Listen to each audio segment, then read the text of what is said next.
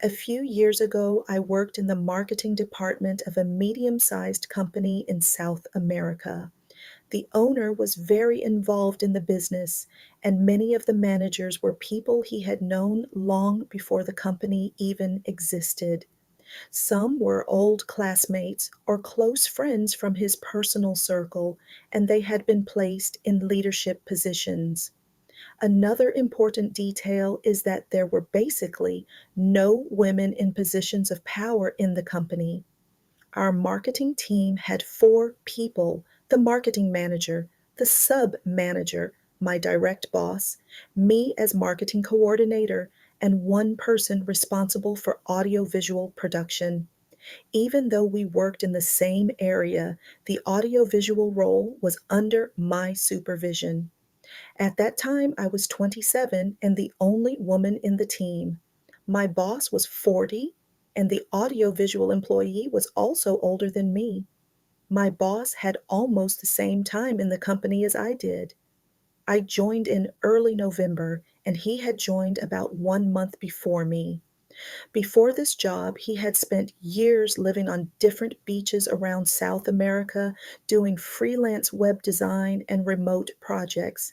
He had no experience managing people or working inside a company. He got the position because he was the marketing manager's best friend since childhood. Very quickly, it became obvious that he did not really understand many parts of the job. On paper, he was the boss. In practice, I was doing the work in the marketing area. I handled strategy, planning, campaign ideas, coordination with other departments, events, and the marketing budget. My boss mostly delegated things to me and then presented the results as if they were his. At the beginning, he tried to act friendly with me, almost like we were friends, but in a very manipulative way that made me suspicious, even if it was hard to explain why. Later, I realized it was a way to make me accept doing more and more work that was not part of my role, but difficult to refuse because he asked in a friendly way. Every month, my responsibilities increased. They kept adding more tasks that originally belonged to him or to my subordinate. I had so much instability in my position and always felt like things were evolving in a negative direction. But not only the task, the treatment towards me also became more hostile. When something went well, he took the credit. When something went wrong in the department, I had to fix it. Another problem was that the three of them often acted together. Even though I was technically the superior of the audiovisual employee, many times it felt like the three of them were aligned and I was the one carrying most of the work. From the outside, my bosses looked like nice people. They were polite with everyone in the company. That made things harder because other people did not see or understand what was happening with me. A lot of the manipulation was subtle. For example, my boss would approve things verbally and later deny it because there wasn't written proof, just so they could yell at me. Things got worse in August. The argument we had that month was not even about work tasks. It started because he had been sending me very rude and condescending messages on WhatsApp. Sometimes he would say things like, "I know you are a woman, so this may be harder for you to understand." Normally, he said things like that in person, so there was no proof. But this time it was written. I replied professionally and told him we should keep things respectful and professional. I said he could ask for things normally, and I would do my job as I had always done, but there was no reason to speak to me like that. He got very angry.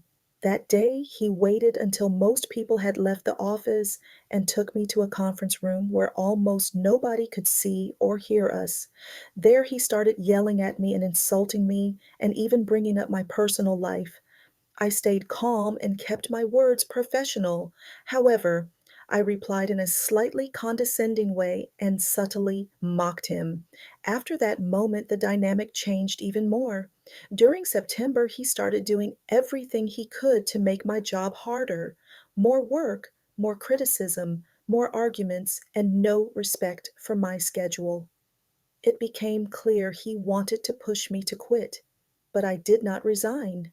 If he wanted me out, he could fire me and pay my benefits. To explain briefly, in this country, if they fire you without a valid reason, you receive your benefits. If they fire you with a reason, you don't get them. And if you quit, you also lose them.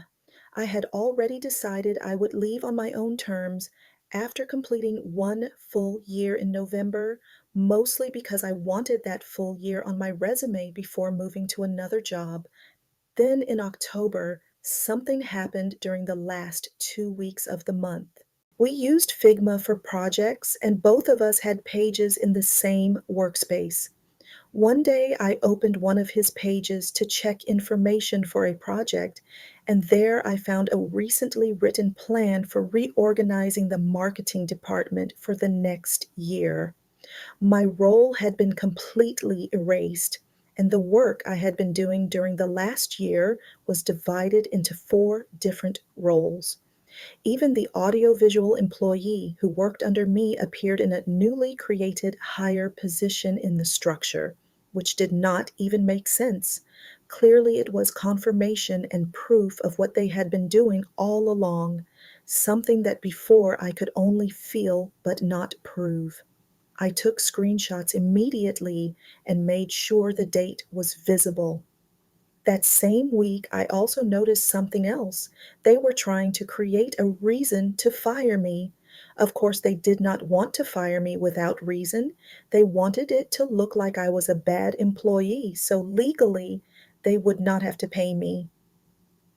That Friday, I left work a little earlier with my boss's verbal permission. Later that evening, he started sending me messages on WhatsApp, asking why I had left early and acting like he had never approved it. That is when I realized he was trying to create a written record to use against me so his plan could work. But I had the advantage of having found written proof of his plan without him knowing. I had timing on my side. Also, my partner is a lawyer and said that legally he had nothing, and me leaving one day earlier isn't a legal or valid reason to fire me. So even their ignorance was giving me an advantage. The next week, I started documenting everything: messages, screenshots, and other evidence from the last year, showing the mistreatment, the harassment, the manipulation, the preferential treatment toward my subordinate simply because he was a man, and the fact that I was actually running the marketing department. During that week, I also documented everything they were doing together to make their plan work. With the help of one HR employee, I learned about the lies they were preparing. That person also warned me that on Friday afternoon, they were planning to present signed letters explaining why I was supposedly a bad employee and the screenshots from last Friday so they could fire me, sending me a memo. The best part for me was watching them carry out their plan without realizing, or rather without being aware, that I knew everything they were doing. They kept throwing me nasty looks, convinced they were smarter and smoother. 3 men against 1 woman. They really didn't expect what I had coming for them with my own plan. So on Friday morning, I went directly to talk to the owner and showed him everything. He had no words. He was clearly shocked and ashamed about what had been happening in his company without him knowing. He asked what I wanted to do. At that point, I was exhausted, stressed, and living in survival mode. So I told him I just wanted to leave the company because I didn't see myself working there anymore, but I wanted to be paid my benefits. He said they would pay everything and told me to go to the HR office to sign some papers. While I was on another floor of the building, some colleagues told me what happened after. Apparently, the owner called my bosses into a meeting and yelled at them so loudly that people in the office could hear it. The offices had glass walls so people could even see them being humiliated. They walked back to their office space with their heads down. When I came back to pick up my things, it was lunchtime. They usually went out for lunch together, but that day they waited until I had said goodbye to my colleagues and left the office, which took about an hour before leaving themselves, so they would not have to walk past me. For me, it was very satisfying to see how humiliated they were and how they could not face me directly after an entire year of mistreatment.